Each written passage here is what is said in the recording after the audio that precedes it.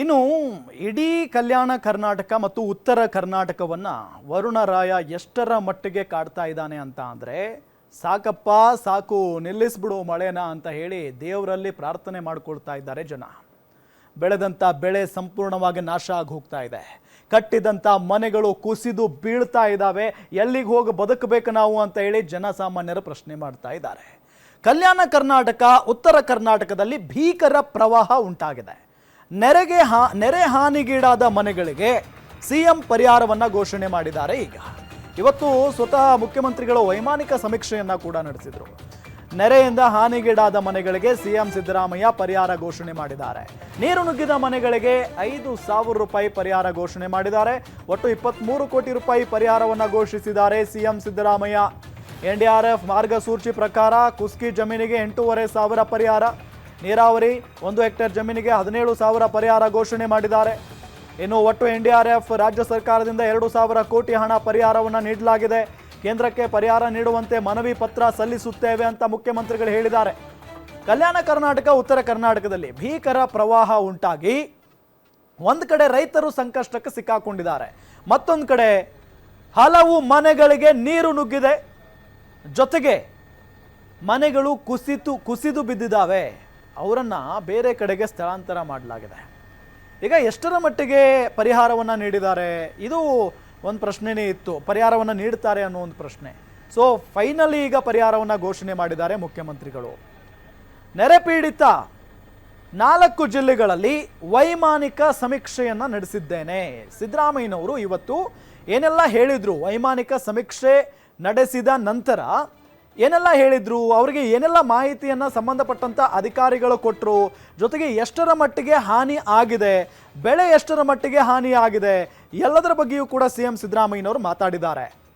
ನೆರೆ ಪೀಡಿತ 4 ಜಿಲ್ಲೆಗಳಲ್ಲಿ ವೈಮಾನಿಕ ಸಮೀಕ್ಷೆಯನ್ನು ನಾನು ನಡೆಸಿದ್ದೇನೆ. ಕಲಬುರಗಿ, ಬೀದರ್, ಯಾದಗಿರಿ ಮತ್ತು ವಿಜಯಪುರದಲ್ಲಿ ವೈಮಾನಿಕ ಸಮೀಕ್ಷೆಯನ್ನು ಸಿದ್ದರಾಮಯ್ಯನವರು ನಡೆಸಿದ್ದಾರೆ. ಈ ಬಾರಿ ನಿರೀಕ್ಷೆಗಿಂತ ಮಳೆ ಜಾಸ್ತಿ ಆಗಿದೆ. ಮಹಾರಾಷ್ಟ್ರದಿಂದ ಅಪಾರ ಪ್ರಮಾಣದ ನೀರು ಬಿಡುಗಡೆಯಾಗಿದೆ. ಜೂನ್ ಮತ್ತು ಜುಲೈ ತಿಂಗಳಲ್ಲಿ ಮಳೆ ಕಡಿಮೆಯಾಗಿತ್ತು, ಆದರೆ ಆಗಸ್ಟ್ ಸೆಪ್ಟೆಂಬರ್ನಲ್ಲಿ ಅತಿ ಹೆಚ್ಚು ಮಳೆಯಾಗಿದೆ. ರೈತರಿಗೆ ಬೆಳೆ ಹಾನಿಯಿಂದ ಸಾಕಷ್ಟು ತೊಂದರೆಯಾಗಿದೆ. ವೈಮಾನಿಕ ಸಮೀಕ್ಷೆಯಲ್ಲಿ ಜಮೀನುಗಳು ಕೆರೆಯ ರೀತಿಯಾಗಿದ್ದಾವೆ. ಸಿದ್ದರಾಮಯ್ಯನವರು ಕಣ್ಣಿಗೆ ಬಿದ್ದಿದ್ದನ್ನು ಸ್ವತಃ ಸಿದ್ದರಾಮಯ್ಯನವರು ಹೇಳ್ತಾ ಇದ್ದಾರೆ. ರೈತರಿಗೆ ಬೆಳೆ ಹಾನಿಯಿಂದ ಸಾಕಷ್ಟು ತೊಂದರೆಯಾಗಿದೆ. ರೈತರ ವಿಚಾರ ಸಿದ್ದರಾಮಯ್ಯನವರ ಗಮನಕ್ಕೆ ಬಂದಿದೆ ಅಂದರೆ ಅಷ್ಟು ಸಾಕು. ಇನ್ನು ವೈಮಾನಿಕ ಸಮೀಕ್ಷೆಯಲ್ಲಿ ಜಮೀನುಗಳು ಕೆರೆಯ ರೀತಿಯಲ್ಲಾಗಿದ್ದಾವೆ. ಜಮೀನುಗಳು ಅಂತ ಅಂದರೆ ಜಮೀನುಗಳಲ್ಲಿ ಬೆಳೆದಿದ್ದಂಥ ಬೆಳೆಗಳು ಸಂಪೂರ್ಣವಾಗಿ ನಾಶ ಆಗಿ ಹೋಗಿದ್ದಾವೆ.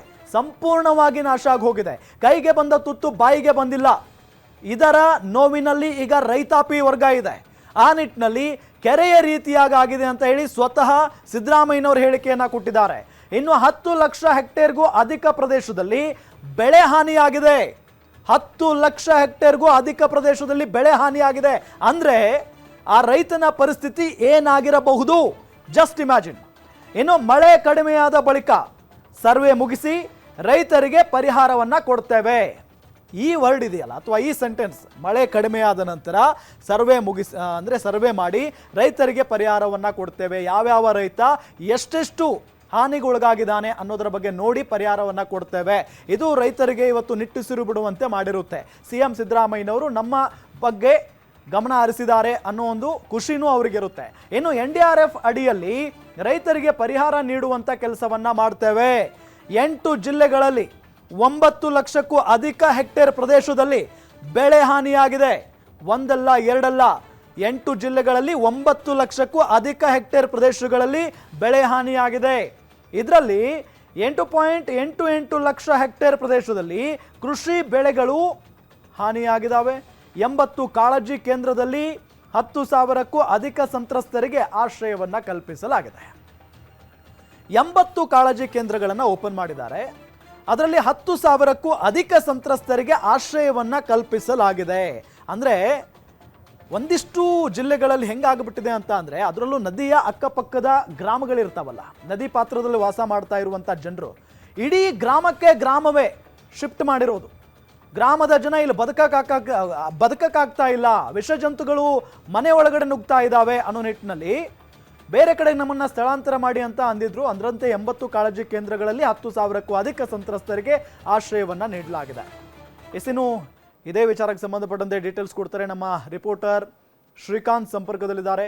ಶ್ರೀಕಾಂತ್, ಒಂದು ಕಡೆ ರೈತರಿಗೆ ಬಹಳ ನಷ್ಟ ಆಗಿತ್ತು, ಆ ನಿಟ್ಟಿನಲ್ಲಿ ಯಾರಾದರೂ ಬರ್ತಾರಾ ಇಲ್ವಾ ಅನ್ನೋ ಭಯದಲ್ಲಿ ರೈತರು ಇದ್ರು.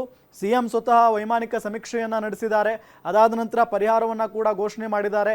ಡೀಟೇಲ್ಸ್ ಕೊಡ್ತಾ ಹೋಗೋದಾದ್ರೆ ಎಸ್ ರಾಮ್, ಏನು ಅಂದ್ರೆ ಇಂದು ಕಲಬುರ್ಗಿ ಪ್ರವಾಸದಲ್ಲಿದ್ದಂತ ಸಿದ್ದರಾಮಯ್ಯನವರು ಇಂದು ವೈಮಾನಿಕ ಸಮೀಕ್ಷೆಯನ್ನು ನಡೆಸುವ ಮೂಲಕ ಕಲ್ಯಾಣ ಕರ್ನಾಟಕ ಭಾಗದ ಕಲಬುರ್ಗಿ, ಯಾದಗಿರಿ, ಬೀದರ್ ಹಾಗೂ ಉತ್ತರ ಕರ್ನಾಟಕದ ವಿಜಯಪುರ ಜಿಲ್ಲೆಗಳಿಗೆ ಸಂಚರಿಸಿ ವೈಮಾನಿಕ ಸಮೀಕ್ಷೆಯನ್ನು ನಡೆಸುವ ಮೂಲಕ 4 ಜಿಲ್ಲೆಯ ಜಿಲ್ಲಾಧಿಕಾರಿಗಳಿಂದ ವರದಿಯನ್ನ ಸ್ವೀಕರಿಸಿರುವಂತದ್ದು. ಇನ್ನು ಆ 4 ಜಿಲ್ಲೆಗಳಲ್ಲಿ ಅತಿಯಾದ ಮಳೆಯಿಂದಾಗಿ ಹಾಗೂ ಭೀಮಾ ನದಿ ಪ್ರವಾಹದಿಂದಾಗಿ ಉಂಟಾದಂತಹ ಹಾನಿ ಕುರಿತು ವರದಿಯನ್ನ ಸ್ವೀಕರಿಸಿದಂತಹ ಸಿಎಂ ಸಿದ್ದರಾಮಯ್ಯನವರು ಸರ್ವೆಯನ್ನ ಅತಿ ಶೀಘ್ರವಾಗಿ ಮುಗಿಸಿ ಪರಿಹಾರ ನೀಡುವ ನಿಟ್ಟಿನಲ್ಲಿ ಕಾರ್ಯ ನಿರ್ವಹಿಸಲಾಗುವುದು ಎಂಬುದರ ಕುರಿತು ಮಾಹಿತಿಯನ್ನ ಸುದ್ದಿಗೋಷ್ಠಿ ನಡೆಸುವ ಮೂಲಕ ನೀಡಿರುವಂತದ್ದು. ಇನ್ನು ಇಂದು ಡಿಸಿ ಕಲಬುರಗಿಯ ಜಿಲ್ಲಾಧಿಕಾರಿ ಕಚೇರಿಯಲ್ಲಿ ಅಧಿಕಾರಿಗಳೊಂದಿಗೆ ಸಭೆ ನಡೆಸಿದಂತಹ ಸಿಎಂ ಸಿದ್ದರಾಮಯ್ಯನವರು ಯಾವೆಲ್ಲ ಭಾಗದಲ್ಲಿ ಎಷ್ಟು ಪ್ರಮಾಣದ ಹಾನಿಯಾಗಿದೆ ಎಂಬುದರ ಕುರಿತು ಸಂಪೂರ್ಣ ಮಾಹಿತಿಯನ್ನ ಪಡೆದುಕೊಂಡು ಬಳಿಕ ಇದೀಗ ನಾವು ಸಾಕಷ್ಟು ಕಾಳಜಿ ಕೇಂದ್ರಗಳನ್ನು ತೆರೆಯುವ ಮೂಲಕ ಸಂತ್ರಸ್ತರಿಗೆ ನೆರವಾಗಿದ್ದೇವೆ,